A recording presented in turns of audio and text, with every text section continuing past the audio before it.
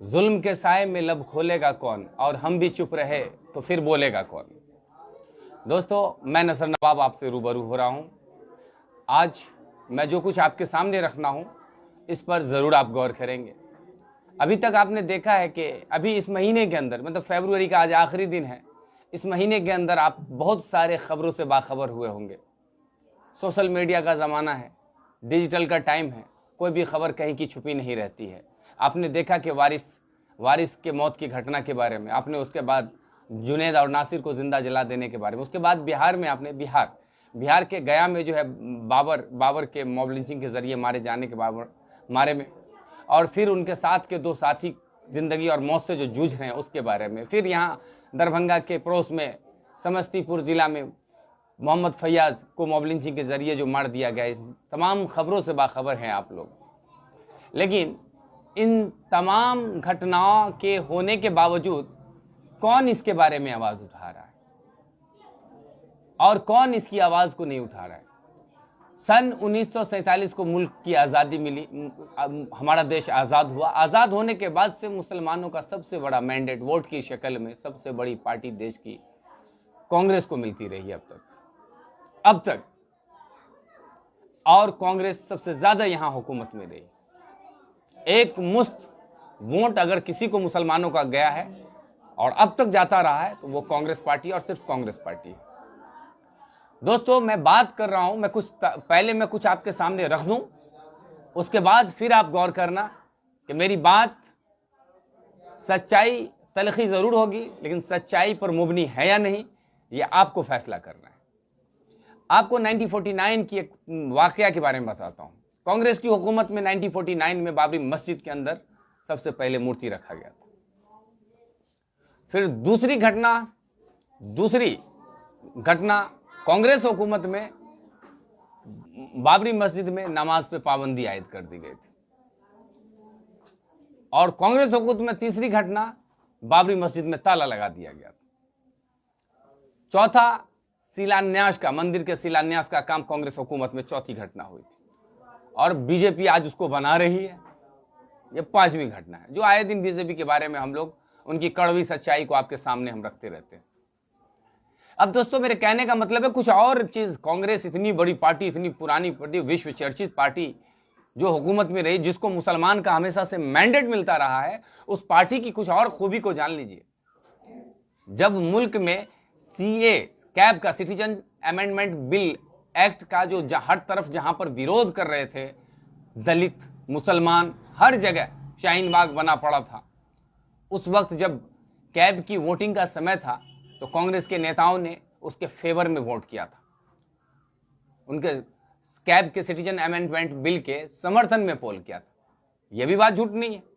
और इसमें और तो और बड़ी बात है, मौलाना इशरारुल हक कासमी साहब जो किशनगंज से सांसद हुआ करते थे, उनकी भी उस वक्त की कोई वीडियो आप यूट्यूब पे बोलेंगे तो आ जाएगा आपके सामने। ये तल्ख हकीकत को से रूबरू आप भी वहां से हो जाएंगे। और तो और बात को अब अपनी मेन तरीके की तरफ लाता हूं मैं। अभी राजस्थान के घटना हुई, मतलब वारिस को मौत के अंजाम तक पहुंचाया गया, जुनैद को जिंदा जला दिया गया, नासिर को जिंदा जला दिया गया। आज भी राजस्थान में और हिंदुस्तान के जगह जगह पे उसका प्रोटेस्ट चल रहा है, क्योंकि उसका मुख्य आरोपी मोनू मानेसर आज भी पुलिस गिरफ्त से बाहर है, और राजस्थान पुलिस ने उसको क्लीन चिट दे रखी। आज भी वहां के लोग, उनके ग्रामीण, उस इलाके मेवात के और दीगर हिंदुस्तान के कई जगह के लोग जो है प्रोटेस्ट कर रहे हैं, अपनी आवाज बुलंद कर रहे हैं कि उसके मुख्य आरोपी को गिरफ्तार किया जाए। पुलिस प्रशासन ने क्या किया? पुलिस प्रशासन ने सबसे पहले मोनू नाम के किसी दूसरे बंदे को उनके नाम की जगह फिट कर दिया, उस मुजरिम की जगह। क्या इससे जुल्म रुकेगा? क्या किसी कांग्रेस पार्टी के कोई भी नेता ने, शीर्ष नेतृत्व ने इसके लिए आवाज उठाई? नहीं उठाया। आखिर क्यों नहीं उठाया भाई? मुल्क की आजादी से लेकर अब तक मुसलमानों का सबसे बड़ा मैंडेट, सबसे बड़ा एक मुश्त वोट तो आपको मिलता रहा है। राहुल गांधी जी अभी तक अपने मुंह से कुछ एक लफ्ज नहीं बोल रहे हैं। गहलोत साहब तो बोलने को तैयार ही नहीं है। सचिन पायलट साहब अपनी खूबसूरती की नुमाइश में लगे हुए हैं। प्रियंका गांधी वाड्रा साहब, उनका तो कहीं अता पता नहीं है। और चलिए, और तो और बात, अभी कांग्रेस का अधिवेशन हुआ। कांग्रेस के अधिवेशन में, यह तस्वीर देख रहे हैं, कांग्रेस के अधिवेशन में उनका जो फ्रंट लाइन मैगजीन के अंदर जो उनके तमाम रहनुमाओं का, कायदों का जो तस्वीर छपा, अल्हम्दुलिल्लाह उसमें एक भी मुस्लिम रहनुमा का, यहां तक कि कांग्रेस के पहले जो अध्यक्ष मौलाना अबुल कलाम आजाद रहमतुल्लाह अलैह की भी तस्वीर नहीं। बाद में इमरान प्रताप गढ़ी साहब जो है इनके लिए माफी वगैरह किए हैं, या उनके क्या कहते हैं, उन पे माला वगैरह चढ़ाया गया है, तो खैर ये बात तब की थी और अब ये कम पड़ गई, उसके लिए कोई माने नहीं रखता है। कहीं भी किसी भी तरह का ये कांग्रेस वालों का स्टेज वगैरह होता है, किसी भी तरह का कोई कॉन्फ्रेंस होता है, उसमें मुस्लिम चेहरे नहीं।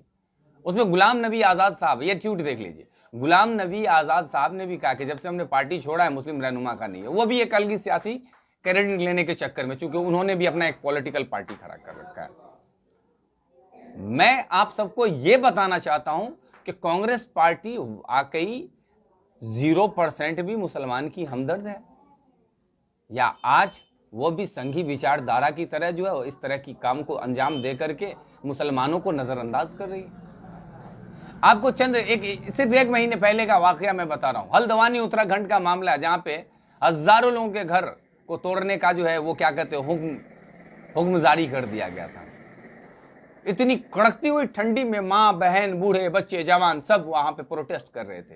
क्या किसी कांग्रेस के नेता को यह शऊर नहीं है कि उनके साथ में जाए, उनके साथ हम भी प्रोटेस्ट करें, उनके दुख दर्द में शामिल हो जाए, उनकी आंखों का आंसू पूछे, उन्हें सहारा और तसल्ली दें? क्या मजाल है? क्योंकि मुसलमान के अलावा का वोट खिसक जाएगा। मुसलमान तो उनकी अपनी जागीर है, मुसलमान इन तमाम लोगों की जागीर है। लेकिन फिर अगर हम सवाल करें, हम जैसे लोग सवाल कर दें कि भैया जुनेद को क्यों मार दिया गया, नासिर को क्यों मार दिया गया, नजीब को क्यों मार दिया गया, पहलू खान को क्यों मार दिया गया, आमिर हंसला को क्यों मार दिया गया, तबरेज अंसारी को क्यों मार दिया गया, इस पर इंसाफ दे दो, इंसाफ दे दो। लेकिन ये लोग अपनी जबान को खोलने वाले नहीं है। क्यों? तुम तो मुसलमानों का वोट तो अपने अब्बू की जागीर है, लेकिन इसके हक में बोलेंगे तो और जो दूसरे दिगर भाई हैं उनका वोट खिसक जाए। तो आज की हालात ऐसी संगीन हो चुकी है मुसलमानों के लिए कि वो आखिर करे भी तो क्या करे और जाए भी तो कहां जाए। लेकिन मुसलमान को भी गौर करना चाहिए कि जिस तरह दुनिया हिंदुस्तान के वजीर आजम के वोट का अहमियत है, उनके वोट का इंपोर्टेंस है, महत्व है, उसी तरह एक अदना सा मुसलमान और अदना सा किसी भी भारतवासी के वोट का भी अहमियत है।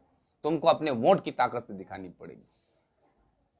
मैं यहां से अपील करना चाहूंगा, आपने देखा नहीं, सबसे पहले जनाब असदुद्दीन ओवैसी साहब यहां से वहां मेवात राजस्थान गए और उन्होंने जुनेद और नासिर के घर पहुंच करके उनके आंखों से आंसू को पोंछा, उनके दर्द में शरीक हुए, उन्होंने आवाज लगाई, उन्होंने मदद की गुहार लगाई।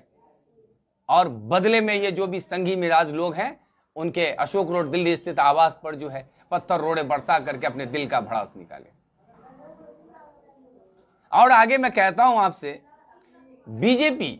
बीजेपी के दौर में जो कुछ हो रहा है वो हमसे और आपसे छुपा हुआ नहीं है। हम पहले भी कह चुके हैं और अब भी कहते हैं कि हिंदुस्तान के किसी आए दिन किसी न रोज बरोज किसी न किसी कोना से किसी न किसी मुसलमान के नौजवान की मॉब लिंचिंग, किसी के घर को उजाड़ देने की घटना, किसी के दुकान को जला देने का, किसी को जिंदा जला देने की घटना हमारे आपके सामने आती जाती रहती है। एक और बात यहां पे मैं कह देना चाहता हूं, जिस तरह से डॉक्टर मेराज हुसैन कांग्रेस के 14 साल से जुड़े हुए एक नेता थे वहां के, वो जब नासिर जुनेद के घर पे पहुंचते हैं उनके आंसू को पोंछने के लिए, उनके रिश्तेदारों के और उनके परिवार के जनों को आंखों का आंसू पोंछने, उनके दर्द में शामिल होने, उनका घर का खस्ता हाल देख करके, और कांग्रेस पार्टी की हुकूमत है वहां और कांग्रेस पार्टी का रवैया को देखते हुए उन्होंने वहीं से उसी स्पॉट से अपना इस्तीफा दे दिया।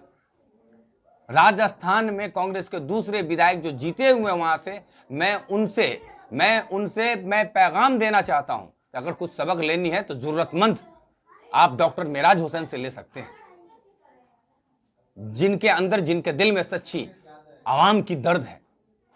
आपकी जिम्मेदारी सिर्फ इसलिए नहीं है कि आप पार्टी के दिशा निर्देश पे ही चले, नहीं, इंसानियत के फर्ज को भी निभाएं। आप सर्वोपरि पार्टी का सबसे बड़ा पॉलिसी नहीं है, देश में रहने वाले और देश के लोगों का और उसके इंसानियत का दुख दर्द जो है वो सबसे सर्वोपरि होना चाहिए, आपके लिए भी, हमारे लिए भी और हम सब के लिए भी। ये सबक लेना है आपको डॉक्टर मेराज हुसैन से। मैं वहां के जितने भी कांग्रेस से जीते हुए जितने भी विधायक हैं, मैं उनको ये पैगाम देना चाहता हूं।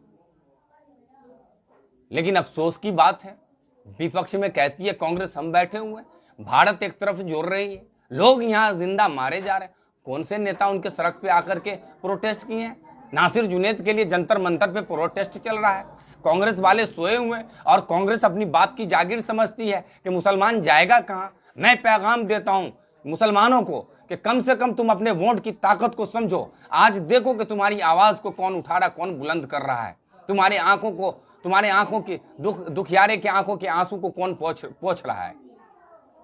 अगर आज नहीं सोचोगे, कौन ऐसा दिन नहीं है जब एक मुसलमान नौजवान का किसी बेकसूर ज़ईफ को मारा जा रहा है। अभी आपके सामने से वीडियो गुजरा होगा, नहीं गुजरा होगा तो ये वीडियो देख लीजिए जो मैं आपको दिखा रहा हूं। ये देखिए, ये ज़ईफ है, गौमांस के नाम पर इसके साथ क्या बेहुरमती की जा रही है। इनको भी देखने की कोशिश कीजिए, इनसे सबक लेने की कोशिश कीजिए। तुम अगर इत्तेहाद में और अपनी वोट की ताकत से अगर किसी को नहीं समझाओगे तो याद रखना कि तुम वो लोग नहीं हो जो बाबा साहेब अंबेडकर के संविधान ने जो तुमको हक और इख्तियार दिया है उनके मानने वाले में से नहीं हो तुम। अब इससे ज्यादा मैं अगली वीडियो में अपनी बात को रखूंगा। तब तक के लिए जय हिंद, जय भारत।